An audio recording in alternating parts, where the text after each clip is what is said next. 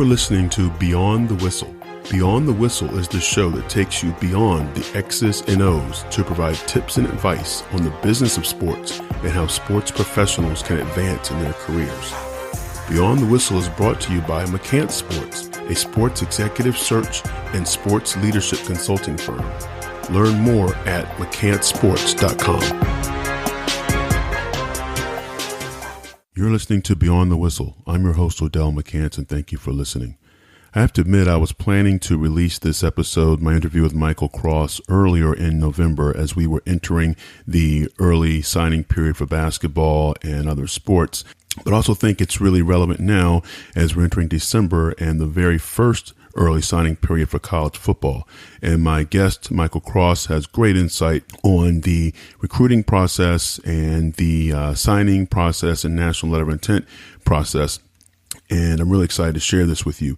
You can learn more about Michael at his blog, Ultimate Sports Insider, which there is a link to in the show notes. And here's my interview with Michael Cross. I'm really excited to have as my guest today, Michael Cross. Michael is Assistant Athletic Director of New Business Development at Penn State University. In addition to being responsible for identifying new revenue generating partnerships for the athletic department, Michael also serves as sports administrator for Penn State's men's and women's hockey and tennis teams. Prior to Penn State, Michael served for 5 years as athletic director at Bradley University of the Missouri Valley Conference. Showing his great ability for closing deals at Bradley, Michael signed the school's first ever all sports apparel deal with Adidas and negotiated a multimedia rights deal with Nelligan Sports, now a part of Learfield Sports. And if his roles at Penn State don't keep him busy enough, Michael is the founder of AthleteViewpoint.com, which we'll get into deeper, and is a popular speaker and blogger on trends in recruiting and understanding the feedback your athletes are giving you. Michael, welcome to Beyond the Whistle. Thanks, Odell. Great to be here and talk with you. Michael, you really caught my attention. What you have written on your blog and some other podcasts I've heard about the whole concept of the National Signing Day and the National Letter of Intent process. And as we're recording this, we're coming up on about a week and a half out from the November 8th, 2017 fall signing period. And can you give us an overview of kind of what this process is and how it has evolved? Sure. In its simplest form, the National Letter of Intent Signing Day is the day where both the institution and the prospective student athlete make official what their intentions are regarding a prospective student enrolling in a particular school, the type of financial aid they'll receive, all those types of things. And when this process first began, it would be a process that was pretty closely aligned with a very, what I would call, short recruiting time frame. You know, recruiting was happening in the senior and perhaps maybe the junior year of high school, and the signing date was really, a formal conclusion to the recruiting process. What's happened as time has gone by with the recruiting process moving earlier and earlier to the stage where it's very common for individuals to, to commit to institutions as a freshman or a sophomore in high school, it's really created some very interesting dynamics where commitments really aren't commitments, but they're intentions. And you've got people, declaring those intentions 3 and 4 years out, perhaps even and further into the future, relative to when they actually might enroll in college. So it creates a whole host of dynamics, and I think when you tie that piece in with the incredible way social media has really changed the recruiting environment, the way people are trying to create workarounds as it relates to communication between prospects who are not yet recruitable age and college and university campuses, it creates some really strange brew as it relates to what signing day looks like, and it takes on a far more circus-like atmosphere than it once did in ways that aren't always a great fit for what college and university attendance should be about. Yeah. Michael, you mentioned something that really stood out to me there, commitment versus intent. And many of my listeners are coaches themselves. When you're working with athletes and coaches, how do you suggest, or how can coaches go about in their recruiting process weeding out or identifying what truly is a commitment or a person's or an athlete's intention? Well, that's the purpose of signing day. Much like any type of arrangement that you would make in any type of transaction, whether it's buying a car, buying a house, whatever it might be, the transaction isn't completed until you sit down and sign the paperwork. So while I'd like to think, many people go into these processes as honest in their intentions, and very forthright in their thinking and their approach, and act with integrity. The challenge you get is that there's a lot of different pieces that can change. Families, may see one opportunity that makes sense to them, but the prospective student athletes' skill level changes and they find another opportunity more enticing. That student athlete's interest from an academic major standpoint could change. There could be a coaching change. There's a whole variety of factors that can relate to reasons why, what is a commitment really isn't one until there's a signed document indicating that everybody is in agreement of here's when you'll enroll, here's what the financial aid offer is behind that enrollment, and ultimately the institution can't even comment about the situation until the prospect signs that agreement. So all those factors really, are what make the description of a commitment to be a misnomer. It's an intention. Could be a strong intention, could be an extremely strong intention, but commitment really implies permanence. And, I think the reality is that, and you can see this in all kinds of blogs and different people that write out there, is that these commitments change all the time for a variety of reasons and ultimately leave people in awkward situations and circumstances because they're all trying to make the best decisions they can. And obviously, as more time passes, you have more information that can help inform better decision making. Good decision making doesn't happen with recruiting freshmen in high school. Much better decision making can happen when recruiting juniors and seniors in high school. So that's why I like that phrase of intention more than commitment. But for a variety of reasons, people prefer the word commitment because it feels more secure, even though it's probably masking what the reality is behind it. And I think that's why we see. I'm going to pick on high school football here for a minute, but it seems to be more so than other sports. In my perception is that you see these football commitments where they will commit, but they'll still go on their visits. And of course, coach says or is thinking, well, okay, then I'm going to continue to recruit because I don't want to be left holding the bag come signing day. And you've signed with someone else, even though you've had this given us this commitment.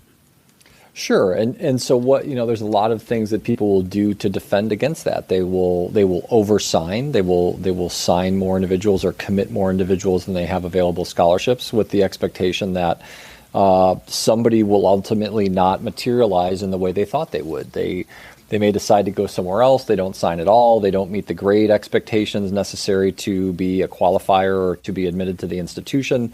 So it's an inexact science, and everybody likes to have a lot of clarity and a lot of exactness in what they're doing, but really this is very far from an exact process.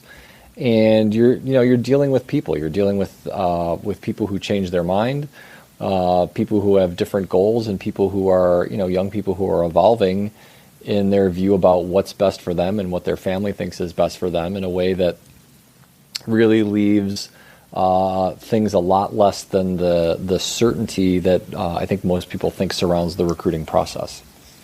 So if we did focus on the transaction, if you will, and student athlete and his or her parents come to a point where they've decided on what's the best school for them, and likewise, that coach and coaching staff, they've decided that this is the best athlete for them and what they have available in their roster. What do you think it would look like if we were just able to consummate the deal right at that moment and not wait on November 8th? Well, it's a great question. So I actually wrote about this in my blog, ultimatesportsinsider.com, and got quite a bit into the details of this. And what I would say as a starting point is, a lot of what we're dealing with is very imaginary and very arbitrary. So when you think about NCAA recruiting rules and signing dates, for whatever reason, there's something magical about November 8th, or the idea that you could you can start recruiting conversations with somebody after, July 1st of their junior year, or January 1st of their junior year, or June 15th after their sophomore year. Like, those are very made up dates that don't align with everybody's situation. And so what I've said for a while now is, every prospect is in a different place. Every prospect, in terms of their maturity level, both academically and athletically, comes to these points of having to make decisions in very different places. And we're really trying to have a one-size-fits-all arrangement as opposed to one that works well for each individual case. And, which is what creates a lot of the ambiguity and a lot of the uncertainty that's out there in the process, and a lot of the less than clear understanding about what commitment means versus intention and other things. So, I would certainly advocate for an arrangement where, at a minimum, the conversations that are happening can be direct between the prospect and the institution and the head coach or the assistant coach that's recruiting the individual. And really where I came to this conclusion was in working with one of our teams recently. They had a prospect who was on campus for an unofficial visit. And while that individual was here for an unofficial visit, they were at a local hotel, probably about a mile from our athletic department. And, our coach, who wanted to change a meeting location, had to call the prospect's high school coach or AAU coach, I can't remember which, but call the prospect's, coach, who then had to call the prospect, and then the prospect had to call our coach in order to communicate where the changed visit should be happening. I mean, just an absurd array of circumstances to say, hey, we're going to meet you at a different time or a different place. Absolutely. But those are the workarounds that we've created in really bizarre ways in an era, and they're holdovers from another era. But really, we're a constant communication society at this point. Mm-hmm. Every single thing that people do is talked about and publicly broadcast in all sorts of social media, all sorts of electronic format. And for some reason, we continue to hang on to this idea that if as long as we don't let somebody start having a conversation prior to an arbitrary date, that all is going to be well in the world. And it's very apparent that for now 30 plus years, this arrangement has not worked. The tinkering with the dates, moving them back and forth, shifting them around, really just does not achieve what people are trying to achieve. And so now we start, running afoul of NCAA rules, even though they're really arbitrary to begin with. So the intention is good behind it. The practical application of what's happening is really just a mess, and moving in a direction that would allow freer conversation, better clarity in the communication, and better clarity in the transaction, and ultimately getting to the finish line of the transaction, I think would benefit a lot of people for sure.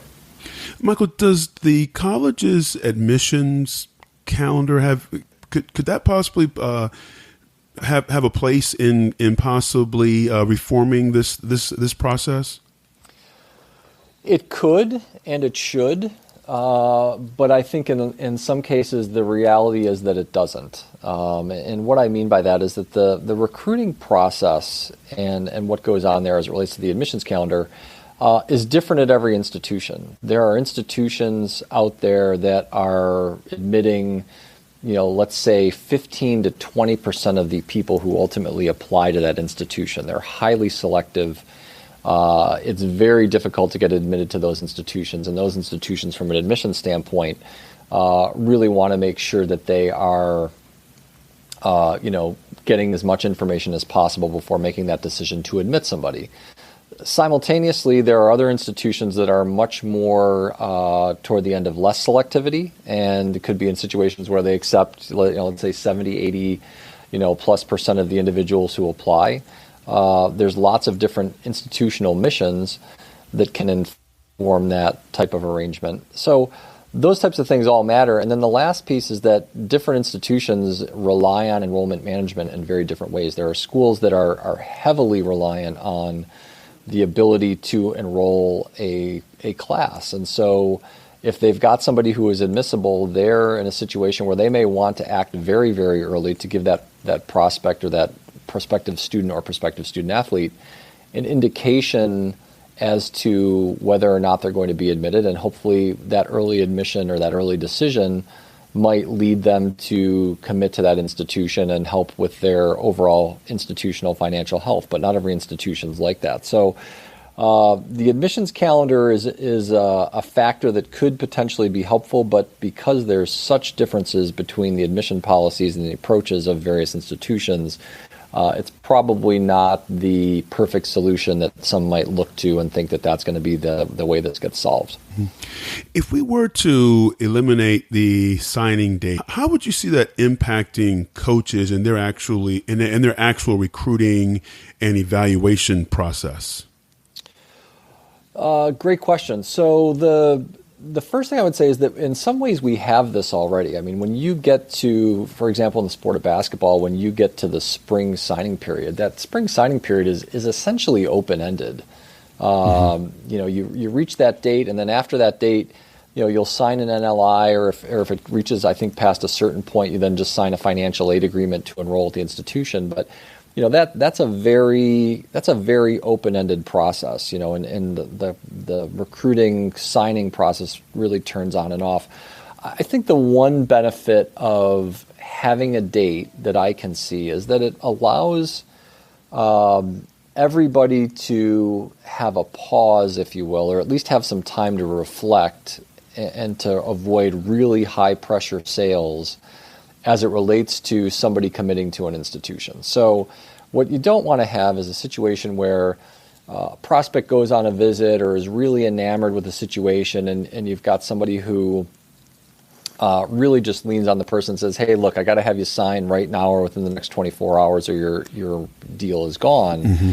That exists now as it is, but there's this escape, which is the intention versus commitment that happens on the verbal side of the equation. So, and that's why you see all these changes happening all the time. If you were in an arrangement where you could sign immediately, I think you'd create a dynamic very quickly where people would say, hey, look, you've got 48 hours to decide, and then I got to move on to somebody else. But that's already happening anyway. That, like I said, that's happening during the late signing period in many sports, and people seem to be accepting of it. So I don't think you should be able to sign on the spot. I don't think you should be able to sign in person with a coach. But I also don't know that you should have to wait, 18 months to 2 years to sign that commitment either, in a way that creates a lot of the lack of clarity that exists out there in the recruiting landscape. Yeah, and I feel like it would give coaches some pause there to really do some deeper evaluations prior to giving offers. If they know that we could sign this, now or in a week, we really need to do maybe a deeper understanding of who the prospect is, not just as an athlete, but character evaluations, just some deeper evaluations to really identify a true fit for their program. Well, I agree with it in concept, but there's things that the NCAA has put in place that prevent that from right out of the gate. I mean, I think you've got 7 recruiting opportunities of contacts and evaluations. So, again, I don't know what's magical about 7, why that number was chosen, but you've already got some governors in place that restrict the ability of coaches to do some of the types of things you're talking about. So, you can only watch them play so many times. You can only create so many opportunities for evaluation and for contact. And that's why, some of these massive recruiting events that you see, whether it's, summer basketball or honestly, this happens across pretty much every sport at this point, exist because you've only got so many opportunities to evaluate. It's one-stop shopping, and you're going in and trying to make a judgment based on what you see somebody do in the course of a 3-day weekend. And then you get a few more conversations, watch a little more film. You're making some really major decisions in terms of investment in an individual. I mean, if you think about the value of what a college scholarship is, it could be $40,000-$50,000 a year. I mean, you're making a $200,000 decision to offer somebody that level of opportunity based on what can sometimes be a very, very small sample size as to what you're seeing. And that's a challenge for sure. But part of our process is designed to do exactly that, limit the number of opportunities that you have to actually make those evaluations, both academically, athletically, and otherwise. You've been a great thought leader on this concept. What do you see as the temperature for any type of possible reform to the letter of intent and signing process? I think it's cool. I think it's very cool. The process that you saw with football and the angst that was caused around some of these signing day opportunities that were discussed, I think has really dampened the enthusiasm to try and translate this into other sports.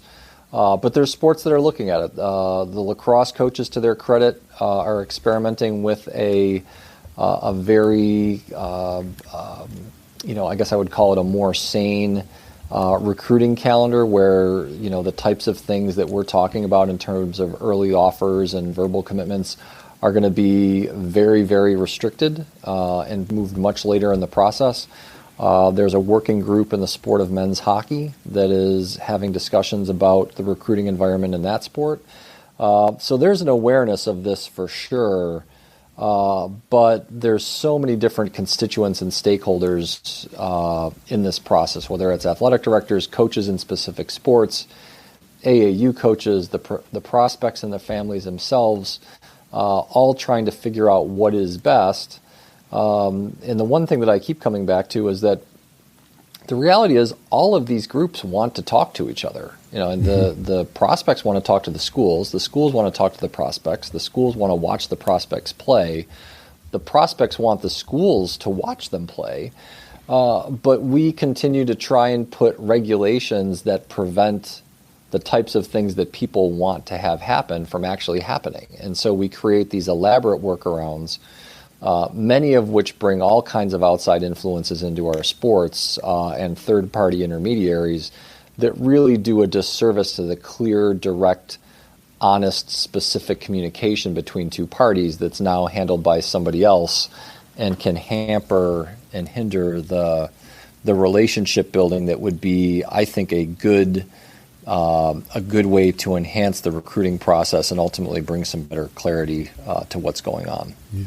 So, Michael, we get to November 8th, and a student-athlete signs with State U, and we fast forward to that fall of 2018, and they're on campus, and they're attending classes and participating in that sport.